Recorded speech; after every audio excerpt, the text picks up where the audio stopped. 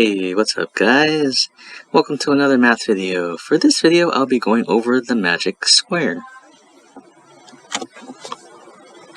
Okay, so it's really more for a 3x3 square.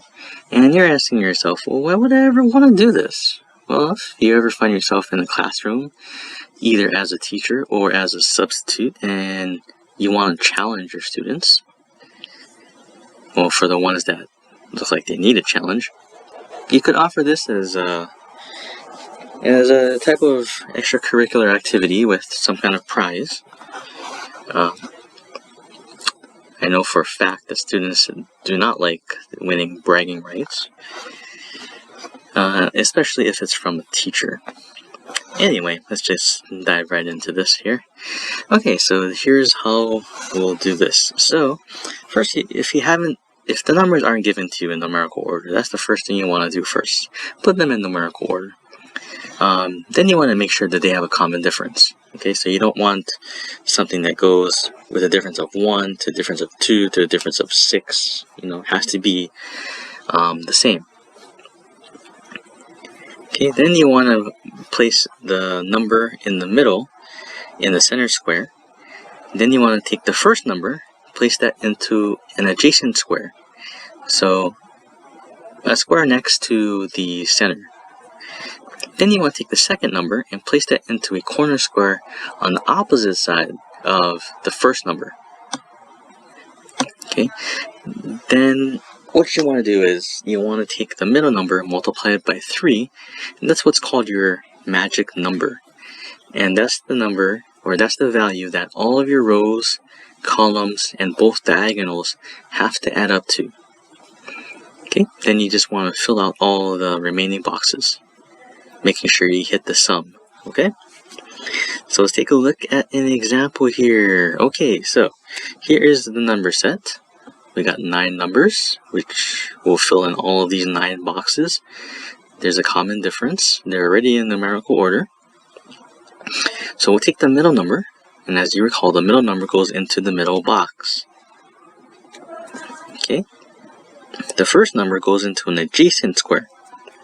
So an adjacent just means square next to. So I placed my first number here. You could also place it here, here, or here. And it doesn't matter. As long as it's in an adjacent box to the center. Okay, so second number goes into a corner box on the opposite side of the first number. So here's the first number. The second number can't go here or here because it's not on the opposite side of where the first number is. So it would have to go here or here. So I chose to put my number here. Okay, now we'll take the middle number, multiplied by 3, and that's what each row, column, and diagonals have to add up to. Okay, so 3 times 5 is 15, so each of those have to add up to 15. So I'll start with this one here. Okay, then I'll just continue on.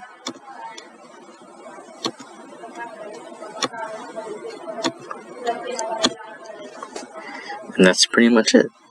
So you can verify each row, each column, and both diagonals should all add up to 15. Okay, so now you're not just limited to positive numbers. You can also include negative numbers, and the difference doesn't have to just be 1. It can be anything, as long as there's a common difference. Okay, so let's take a look at this one. Okay, so this one here is my 9 numbers. So each one, they're already in numerical order from smallest to biggest.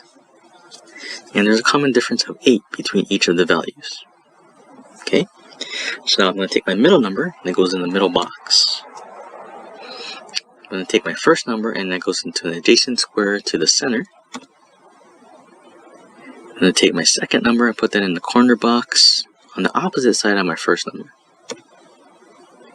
And I'm going to take my middle number, multiplied by 3, and that's the sum I need to get. So 6 times 3 is 18. Okay, then I'll just start filling in all my boxes here.